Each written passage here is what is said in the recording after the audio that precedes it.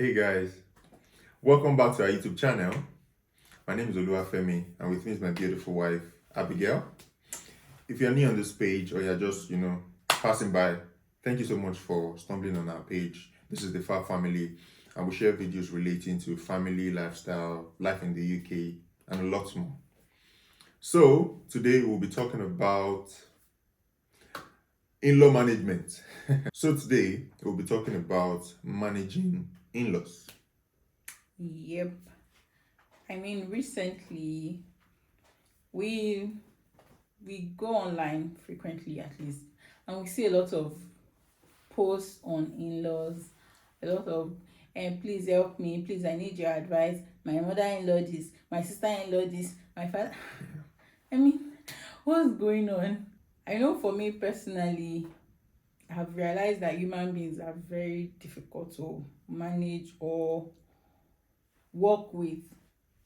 So, and something in marriage, we all know that you're coming from different backgrounds, you have different beliefs, and then you now have to accept some people for their own belief, and some people are not even willing to change. They tell you, this is how I am, this is who I am. And then some people are just so stiff in their traditions that there's nothing that can change it. So today we have come to just, if you're in this kind of issues, especially if, you relocated now, it will be very obvious. No. Back home, it might be more obvious, but even yet, a lot of people are facing, let me give you an example. Okay. So, let me even use myself as an example. I invited my mom to the UK and she stayed with us for a while. Yeah.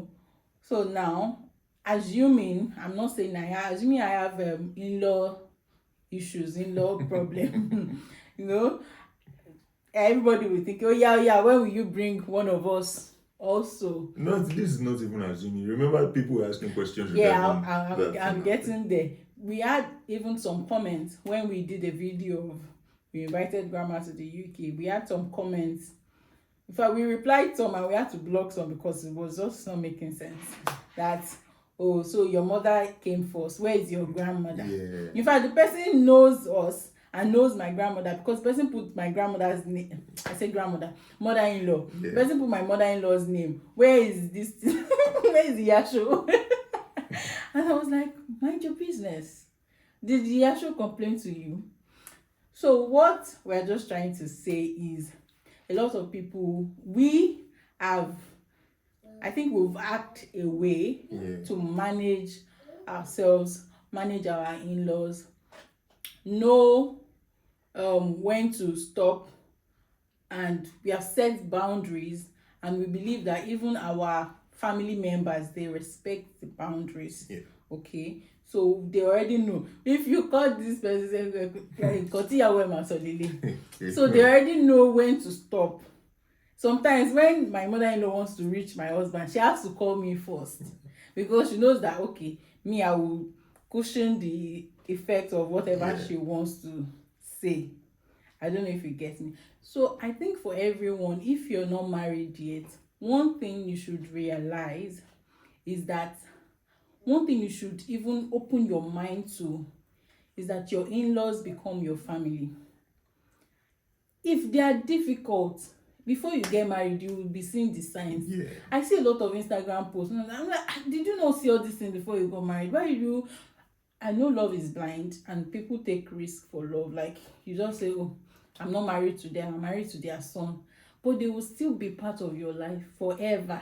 Yeah, true. While you are in that marriage, I've seen people that they broke up the marriage because of extended, not even just because of unresolved issues with the extended family. So what I'm saying is, before we digress a lot, once you're married or once you have a partner, one thing you should realize that his family will become your family will be his family.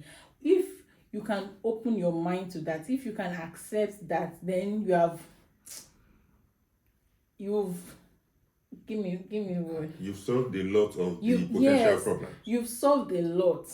So now you can just imagine that, okay, there's an issue. One thing I do is, let me put this person in the place of my mother, or let me put this person in place of my sister. Yeah. Because my husband is going to say a lot about my family. We the way we were brought up is way different from how they were brought up, but we found a way to accept everybody for who they are. And that's because he knows that my family has become his family has become my family. We both of us used to solve family problems. They will call us, he will solve my own family issues, I will solve his own family issues. So I think it has just made everyone, we've just accepted ourselves, and that's just the number one thing for anyone getting married. Even if you're already married, you're having issues, one thing you should realize is to make your life easier. To make it a lot easier. I'm talking too much. No, you're not talking too much. Is there need for me to say anything? You said it all. So I know we haven't told you this, but I think personally, I want to apologize to somebody. I don't know exactly who the person is. But during the period Momsi came to the UK, part of those people asking questions, when is your mother-in-law coming? Later, after I sent, because I sent the response. So later, I think I realized the person was coming from a neutral point, just to know how we somehow manage that situation. That won't my mother or won't my family feel somehow that your mom came first and something like that. And so I'm saying that I'm sorry for the way I responded. If you feel you were hurt or you were disappointed with the way I responded, I'm really sorry. It was because, when it relates to family, mother-in-law, in-laws, and all that, it's very sensitive. And because we had a lot of heat on us at that time, so we could not properly respond or maybe give you the kind of response you were looking for at the time. But I would advise that if it's a personal matter or you just need enlightenment on something, just come to our DM. Make it a private message. We will know that it's neutral and we can respond to you the way you want. So if you were angered by our response, we're really sorry, and we'll try to manage questions better in the future, especially if it is public. Now, to properly manage in-laws, I think it consists of two people. When I say two people, husband and wife, who can stand their ground, who can say yes and stand by the yes, and who can say no and stand by the no. So when we have issues relating to my family, I know how to handle my family properly. I don't have to bring my wife into the crossfire to make her take something. No. If it's my family, I know how to handle them.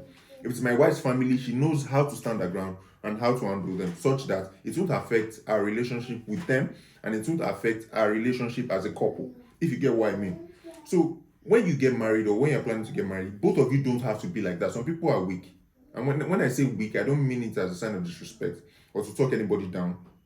But you tell some people they are mommy's boy, some people are too attached to their family. It doesn't have, it's a weakness. It doesn't have to be a problem, it's a weakness. So let me throw something into perspective. In my own family, we are not so closely bonded. See, we love ourselves a lot, but we are not so bonded. I have a sibling now. It's not, I heard from or sent down this. I have a sibling now that we've not spoken in maybe 6 months to 1 year. That let me call this person. I have some that we just talk maybe once in a month, once in a while, and I have maybe one or two that we talk maybe every week. That's my family. But in my wife's family, they talk every day. If you try to reach somebody today and the person is not picking up, there's a problem in the family. Everybody knows. Now, I'll be calling this, he's not picking up. You check up on him. You try to call him. I sent him a message. You people should calm down. And I'm looking at them. Or someone travels and you've not heard, hey, God. Nobody will be settled until they hear from that person. We have a WhatsApp. So now we are deciding we understood that even before we got married, that hey, this is how this family is. If someone is celebrating a birthday in my family, we can, in fact, sometimes we call the next day, happy birthday yesterday, or all that, or even if we call on that same day, maybe later in the day, so far is that day. But in my wife's family, if you don't call before 10 a.m., not just call, you come and you sing. Not 10 a.m. It has happened to me, I don't know how today. If before 10 a.m., preferably between 6 a.m. and 8 a.m., you have to call the celebrant and you will sing. It's not just to call, you will sing and you will pray. As the celebrant is waking up, let it be your call that will even wake the Imagine, you have just Happy birthday. So You will not go to work, you will not bath. You know all these things that you are saying. You understand my point? So we understand the family like that. Some days ago, or is it some weeks ago, our daughter celebrated her birthday. Everybody from my wife's family, they called in the morning. Honestly, they called in the morning. Everybody sang and everybody prayed, including grandparents too. They sang and they prayed, and siblings, everybody. But for my own family, some people did not even call. Some people just WhatsApp message. Some Happy people birthday it to your was daughter. until we posted, they remember. Hey, today is your daughter's birthday. Happy birthday. And nobody is angry. That no. Yeah, I don't feel offended. It's acceptance. My wife doesn't feel offended That's how they because are. we understand everybody and we've accepted them the way. You can't even change your spouse. Is it family member you want to change? I don't like how this person is behaving. I don't like how your family is behaving. They don't love me. It's not about that. You understand them and you accept them. Now, when it comes to the emotional parts, presence and all that, you have to bring this perspective into every equation. Now, you understand how my family is. You don't expect that my family will visit us every time, or my family will be so emotionally attached to us every day. Even me, their sibling, we are not so emotionally attached. Whenever I call, bro, how far now you do? How is business? I was like, so you understand that. And some other family, because they are so bonded, especially if you are living close, you are living in Lagos, and some other people are living in Ibadan, you might see yourselves more frequently. You hear me? You feel me? Why you pour your fruit? Wait, then just leave her. So far, she's not disturbing. So maybe because of even some people, you are not living close. So somebody's living in Lagos, another person is living in Abuja, in Nigeria, but you still see yourselves frequently. It doesn't mean some people love you more than the other people. We just show it, we express it differently. You need to understand that. Again, when it comes to financial commitment, you also need to understand the situation of both families. What I'm trying to say, I mean, there are a lot of points. We're just restricting into these ones. What I'm saying is, some families are doing well financially. Maybe one family is doing well financially, the other family is not doing so well financially. It means, in a way, the financial commitment towards the other families that are not doing so well might be more than the family that's doing so well. You need to understand that. You need to accept that. And you need to manage it properly. It doesn't mean that if we as a couple were giving money to our in-laws, maybe to one particular family, it doesn't mean we need to give exactly the same amount to the other family. The needs are different. Some people it's emotional need, some people it's financial need. The needs are different. So it doesn't get to a point in our family that we now say, your family's problem is too much. Last month we sent them money. This month they're asking for this thing. The other month, my family, they are not asking for money. It's different. But you know that even if they ask and we don't have money. Exactly. That's why it started with both parties have to be able to stand their ground. They have to be, Don't, as if we have a particular project and this time around we are sorry, we are unable. Everybody has to understand. Everybody wants, and when we can assist, we will continue. Sorry for continuing. So I've even already made the point. The excuse me, the needs are different, and how we meet those needs also are different. You see that this is how we've managed to come up with managing our families. Then one last point. I remember one time we had a family function in our house where we live in Lagos, and you came around. Though I've always been very cautious right from the time we started our relationship, that whenever my wife is around my family, I know how my family can be. See, you go to some family house and the mother-in-law just calls you, oh yeah, our wife, come and cook food, come and go and grind pepper. It's not they are not disrespecting you. It is just the way the family is. They don't know they are doing something bad. You get? So your spouse, their child, if their child senses any discomfort or doesn't want you to be treated in a certain way, that your spouse has to be able to stand their ground. Yes is yes, no is no. You don't have to be the one to fight for yourself.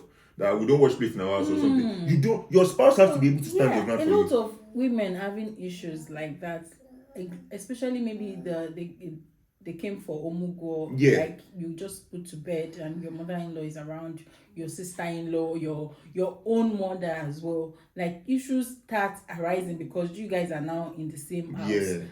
If I don't know whether you are right or wrong, your husband should be able to stand for you. If it's the husband that is wrong, the wife should be able to stand for. You guys, you should not allow your wife face. It always results in a lot of catastrophe. A lot of problems. So what I was trying to remember is you came around, it was in the morning, then my auntie. I can't remember. Yeah, she was around.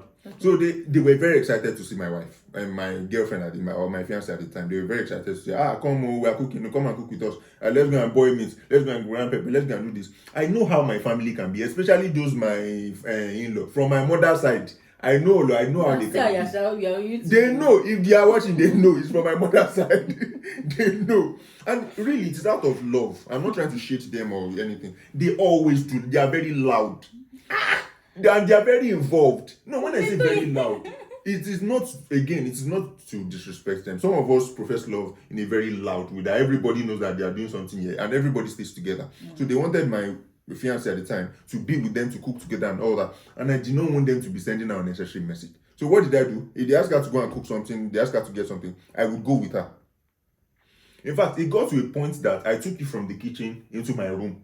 We are going to do, I want to do something after Sarah, something like that I wanted to go out and all. So I had to take her out of that situation because she doesn't know most of them. Save my ass. They are telling her to go and get something in the kitchen. She's not familiar with our kitchen. She doesn't. They told her to go and cook food. She doesn't know where to get salt. She doesn't know where to get pepper. She doesn't know where to grind pepper. Imagine. So instead of her just looking confused in the kitchen or they are asking her to do this, do that, they are just saying, I will go there and I will stay with her. So anything she needs, we do it together. See, by that, my family is seeing, those that don't know, they see that these people are together, they see the way I treat her, they see the way I disrespect them, they see the way I respect her. So it will be difficult for them to disrespect her because of the way I treat her. So imagine that I leave her alone in the midst of wolves. See, it will be easy for them to speak to her in a way that she doesn't like, and there will be no one to defend her. In that case, if it gets too much, you'll now be tempted to maybe defend herself. They'll now start to see her in a bad light. Everything just begins to escalate. Yeah. But if you are there to defend that situation, to handle that situation, your spouse, speak for your spouse. So you are the one, you know your family. You will be in the best position to handle them because you know everything. You know how they can be, and you handle that situation. That is another way we've come to manage the in-laws. Now, it is not my wife managing them, or it is not my wife fighting for herself. It is me managing them. It is me fighting for her. No, see, I'm saying that of course, I've said it before, and they know nobody can treat my wife anyhow because they know how I treat her, they know how I love her, and they know how I respect her. So everything we're just trying to say is that Number one, okay. Accept them, but set boundaries. Let them know where it ends, okay? Let them know when to come and when to leave. You know, it's be married. Yes, so Number two is what? Yeah, the one doing the highlight now. You understand them and you accept them. I think that's what. Number two is to understand the kind of person they are. So you devise a way to, work with them. Yeah. In love. I think it should be a point that should come in somewhere that you keep an open mind.